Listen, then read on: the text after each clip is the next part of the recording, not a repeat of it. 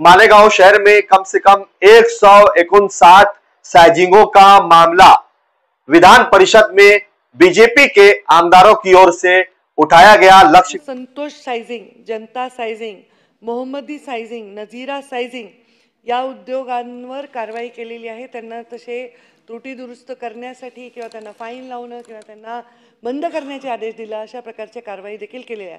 आज राजनीति, आंदोलन, किसान, करप्शन, गरीबी, इन सभी मुद्दों पर आवाज उठाएगा अब तक न्यूज इंडिया। सत्ता के आगे जब भी सवाल कमजोर पड़ने लग जाए तो सवाल उठाने पड़ते हैं। बोल के लफ्ज आजाद है तेरे, बोल के सच जिंदा है अब तक। दर्शकों, स्वागत है आप सभी का अब तक न्यूज इंडिया पर। मैं जाबिर शाह। दर्शकों, इन दिनों मालेगांव शहर पर बहुत बड़ी मुसीबतें कहीं ना कहीं मंडरा रही है, सुना रही है। फिर एक बार आज अधिवेशन में मालेगांव शहर का नाम फिर गूंजा। हम देख रहे हैं कि जब से अधिवेशन शुरू है तब से मालेगांव शहर का नाम किसी न किसी मुद्दों पर लक्ष्य विधि लगाई जा रही है और मालेगांव शहर का मामला अधिवेशन में उठाया जा रहा है। आज फिर मालेगांव शहर का नाम अधिवेशन में गूंजा। मालेगांव शहर में कम से कम 159 साइजिंगों का मामला विधान परिषद में बीजेपी के आमदारों की ओर से उठाया गया। लक्ष्य विधि लगाई गई, जिस पर मंत्री पंकजा मुंडे ने इस पर जवाब देते हुए ये कहा कि इसकी संपूर्ण जांच की जाएगी और जो लोग भी इसमें गैर कानूनी तरीके से परमिशन लेकर जिन लोगों ने साइजिंगें बनाई होंगी, बांधकाम किए गए होंगे, पोल्यूशन बोर्ड की मंजूरी नहीं होगी, प्लास्टिक को जलाकर प्रदूषण बनाया जा रहा होगा, ऐसे अनेक प्रकार की मामलों पर इंक्वायरी करने का मामला यहां पर आज फिर विधान परिषद में उठाया गया। उसका पूरा वीडियो हम आपको सुनाते हैं कि किस तरीके से विधान परिषद में इस मामले को उठाया गया है और कार्रवाई करने का आदेश दिया गया है। सवाल यह पैदा होता है कि आए दिन मालेगांव शहर का नाम क्यों गूंज रहा है, किसको जरूरत है मालेगांव शहर पे इस तरीके से हर बार किसी न किसी नए मामले पर सवाल उठाए जा रहे हैं। मालेगांव शहर को किसी न किसी तरीके से टारगेट किया जा रहा है। इन सारे मामलों पर कौन बात करेगा, कौन इस मामले पर लड़ेगा, कौन इसका विरोध करेगा कि मालेगांव शहर के आम जनता हो, गौर गरीब जनता हो, सामान्य जनता हो, रोज खाने कमाने वाली जनता हो या फिर उद्योग और धंधे व्यापार करने वाली जनता हो, सभी को परेशान करने की कोशिश की जा रही है। इस तरीके से अलग अलग सवाल अधिवेशनों में उठाए जा रहे हैं, विधान परिषद में उठाए जा रहे हैं। वो वीडियो आप सुनिए, फिर हम चर्चा करेंगे क्या है आगे पूरा मामला। सन्मान्य सदस्य नाही आहेत तर आपण गेलो तर चालेल। आता शेवटी काय करणार, 2 तास बसलो इथे आता। ठीक आहे। लक्षवेधी क्रमांक 6 परिणय फुके। लक्षवेधी क्रमांक 6 सभापती महोदय वितरित केल्याप्रमाणे सभापती महोदय, या लक्षवेधीच्या उत्तर ज्यावेळेस मी वाचलं त्यावेळेस मला लक्षात आलं की या विभागाने मंत्री महोदयांची दिशाभूल केलेली आहे आणि चुकीचं उत्तर याच्यात दिलेलं आहे। या संदर्भात या उत्तरामध्ये यांनी सांगितलं आहे की मालेगाव महानगरपालिकेमध्ये ज्या मालेगाव महानगरपालिकेकडनं सगळ्या परवानग्या तपासल्या आणि त्यानंतर या सगळ्या ज्या शायनिंग इंडस्ट्रीज आहे यांना परवानगी दिलेली आहे।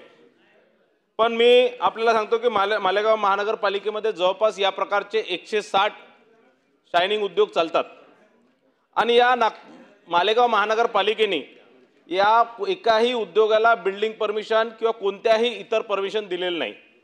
पोल्यूशन कंट्रोल बोर्डाला ज्या ज्या एनओसीज लागतात ते कोणतंही एकही एनओसी यामध्ये दिलेलं नाही आणि तरी पोल्यूशन कंट्रोल बोर्डाने या सगळ्या उद्योगांना अनेक उद्योगांकडे तर कन्सेंट टू इस्टॅब्लिश नाही आहे, पण काही उद्योगांना, काही ठळक उद्योगांना कन्सेंट टू इस्टॅब्लिश सुद्धा दिलेलं आहे आणि मला असं वाटतं काहीतरी फेक डॉक्युमेंट्सच्या भरोश्यावर हे कन्सेंट टू इस्टॅब्लिश या काही उद्योगांना याच्यात दिलेलं आहे। दुसरं, याच्यामध्ये या सगळ्या उद्योगांमध्ये जे स्टीम निर्माण करण्याकरता बॉयलर्स लागतात आणि director of steam boilers Maharashtra यांची एनओसी शिवाय ह्या बॉयलर्सला सुरू करण्याची परवानगीच भेटू शकत नाही आणि ते पोल्यूशन कंट्रोल बोर्डला ते बघणं, ते सर्टिफिकेशन बघणं ते मॅन्डेटरी आहे। इंडियन बॉयलर्स ॲक्ट 1923 आणि इंडियन बॉयलर्स रेग्युलेशन IBR 1950 अंतर्गत हे बंधनकारक आहे की त्यांचा सर्टिफिकेशन शिवाय कोणताही उद्योग सुरू झाला नाही पाहिजे, कोणत्याही उद्योगाला परवानगी दिली नाही पाहिजे. आणि कुठेतरी या विभागाने मंत्री महोदयांची दिशाभूल केली आहे. माझा प्रश्न असा आहे की या सगळे जे उद्योग आहे ज्यांना कोणतीही परवानगी नाही त्यांच्यावर आपण कारवाई करणार काय? दुसरं, ज्या ज्या उद्योगांनी कन्सेंट टू इस्टॅब्लिश घेतलं, खोट्या दस्तावेजांच्या आधारावर कन्सेंट टू इस्टॅब्लिश घेतलाय, या सगळ्या उद्योगांवर आपण बंद करण्याची कारवाई करणार काय? या ठिकाणी सायझिंगचा उद्योग आहे आणि या सायझिंगच्या उद्योगामध्ये 10 KLD पेक्षा कमी डिस्चार्ज आहे अशा उद्योगांचा समावेश याच्यामध्ये केलेला आहे. त्याला या कॅटेगरीमध्ये आपण ग्रीन कॅटेगरीमध्ये परवानगी देत असतो. यामध्ये या उद्योगांची संख्या जवळपास 159 आहे आणि या उद्योगांमध्ये आपण कन्सेंट टू एस्टॅब्लिश देत असताना शक्यतो सर्व नियमावली ही आपण तपासत असतो आणि तपासूनच देत असतो. आपण सांगितलेल्यामध्ये काही ठिकाणी आपण सांगितलं की महानगरपालिकेची परवानगी नाही. जवळपास सर्व उद्योगांनी असं सांगितलं की महानगरपालिकेची परवानगी देखील आहे आणि त्याच्याबरोबर परवानगीचा जो बंच आहे तो पण माझ्या उत्तरामध्ये अटॅच केलेला आहे. याचबरोबर इथे प्रदूषण जे आहे, प्रदूषणाचा विषय जर मांडला तर हे प्रदूषणामध्ये इथे डिस्चार्ज हा फार कमी आहे. 10 KLD एवढाच डिस्चार्ज आहे आणि त्याच्यामुळे तिथे प्रदूषणाचा विषय उद्भवत नाही, कारण प्रत्येकाने आपापले छोटे छोटे ETP तिथे लावणं क्रमप्राप्त आहे परवानगी देताना, तर तेही त्यांनी लावले आहेत. तरीही जर काही स्पेसिफिक आपल्याकडे तक्रार असेल की ही परवानगी घेतली नाही, कारण आमच्याकडे तर सर्व परवानग्या घेतल्या असे प्राप्त आहेत, तर तसं असेल तर आम्ही वैयक्तिक त्याच्यामध्ये दखल घेऊन परवानगी कोणत्या आधारावर दिली याबद्दल नक्कीच आम्ही तपासून कारवाई करू. सभापती महोदय, या ज्या मोहम्मदिया, गुलजार, अल इम्रान, कोहिनूर, सुमित, नबी मामा, बालाजी, हबीब इत्यादी जे कारखाने सायझिंगचे आहेत त्यांना 5-6 डिपार्टमेंटची परवानगी लागते.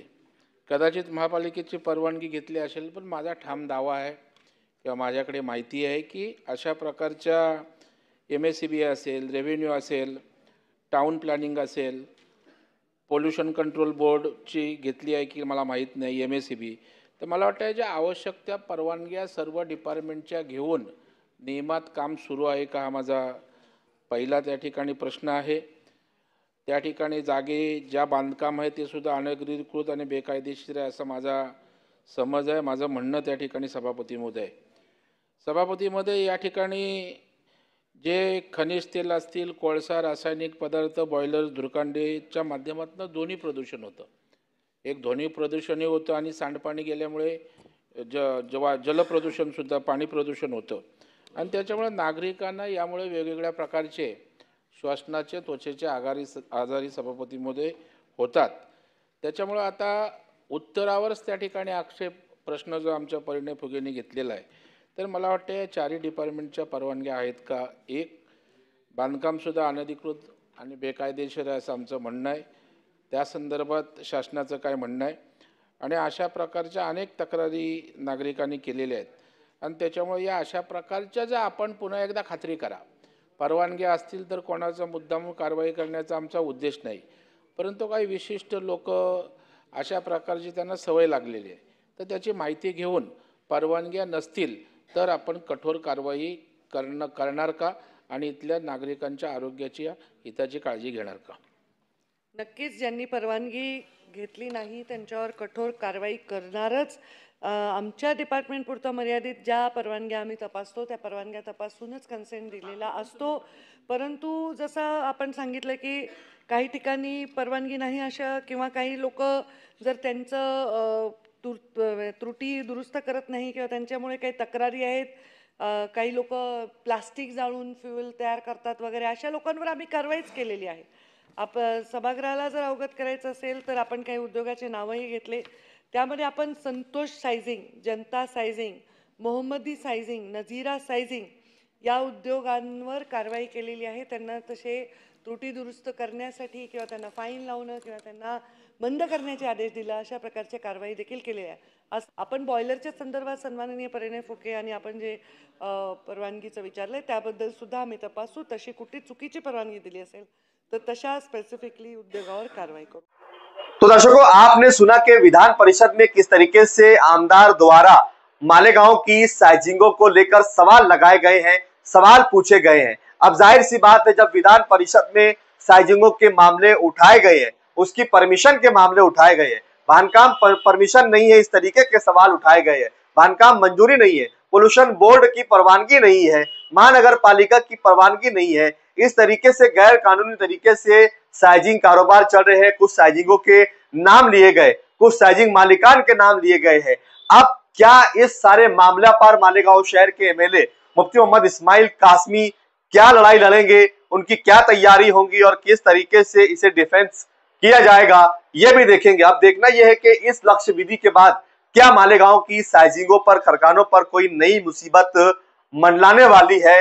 अभी बहुत सारी मुसीबतों से मालेगांव शहर की आम जनता बाहर नहीं आई है, अभी एक और नई मुसीबत ने दस्तक दे रही है।